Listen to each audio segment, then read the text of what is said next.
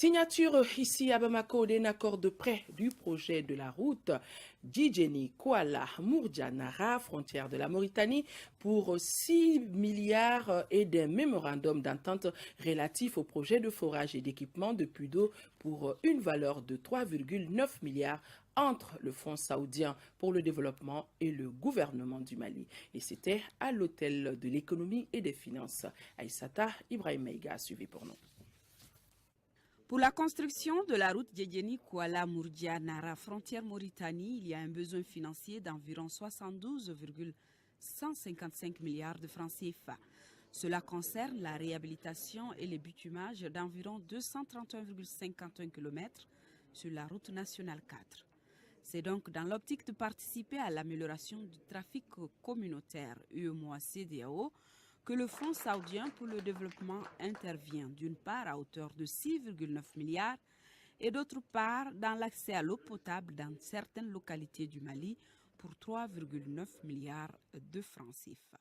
Par ces accords que nous venons de signer, le Fonds saoudien pour le développement vient de confirmer une fois de plus son adhésion et son soutien aux politiques et stratégies de développement du gouvernement de la République du Mali à travers sa participation au financement de la route Djidjeni-Kouala-Mourdia-Nara, frontière de Mauritanie, et le financement de la 5e phase du programme saoudien de forage de puits et de développement rural en Afrique, totalisant un montant de 10,6 milliards de francs CFA. L'approvisionnement en eau concerne les régions de Koulikoro, Sikasso, Ségou et Mopti. Ce serait à travers la réalisation de 110 forages équipés d'un système de pompage solaire, la fourniture de châteaux d'eau et l'installation de réseaux de distribution. Les aides fournies par le Royaume d'Arabie Saoudite dans le but d'appuyer le processus de développement au Mali sont très variées. Parmi elles figurent celles accordées à travers le Fonds saoudien de développement et qui comporte actuellement 16 prêts et 14 dons, totalisant 240,12 millions de dollars américains, soit l'équivalent d'environ 130 milliards de francs CFA pour contribuer au financement de nombreux projets de développement au Mali. Le ministre a réitéré à la partie saoudienne la requête du gouvernement malien relative au projet de construction du 4e pont de Bamako et de la route Sévaré-Gao. Nous restons toujours à l'hôtel des finances et toujours avec Aïssata Ibrahim Maïga qui nous dit que le ministre de l'économie et des finances a reçu une délégation de la Banque ouest-africaine de développement. La rencontre s'est faite autour d'une signature d'accord de prêt relatif au projet d'alimentation en eau potable de la ville de Bamako à partir de Kabbalah. Institution communautaire de financement du développement sous-régional, la BOAD rejoint les 8 autres partenaires du Mali intervenant dans le projet Kabbalah.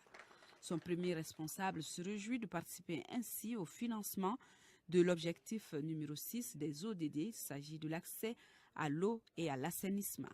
Le présent projet porte sur la construction d'une station de traitement d'eau sur le site de Kabbalah et l'extension de la station de traitement d'eau de Djikoroni Para. La construction d'ouvrages de stockage avec des stations de pompage, la réalisation des réseaux d'adduction et des réseaux de distribution, la réalisation d'environ 2000 bonnes fontaines publiques et plus de 120 000 branchements sociaux. Par le présent accord de financement, la Banque ouest-africaine de développement vient de renforcer, une fois de plus, son adhésion et son soutien aux politiques et stratégies de développement de la République du Mali, caractérisée par sa contribution à plusieurs réalisations déjà, notamment dans les secteurs de l'énergie, de l'agriculture, des infrastructures routières et de transport, ainsi que dans les secteurs sociaux. Ce financement partiel de la BOAD au projet Kabbalah contribuera à l'accroissement de la production d'eau potable, à l'augmentation du taux de couverture, à la diminution de 50% du taux de prévalence des maladies hydriques et à la création de 1210 emplois directs.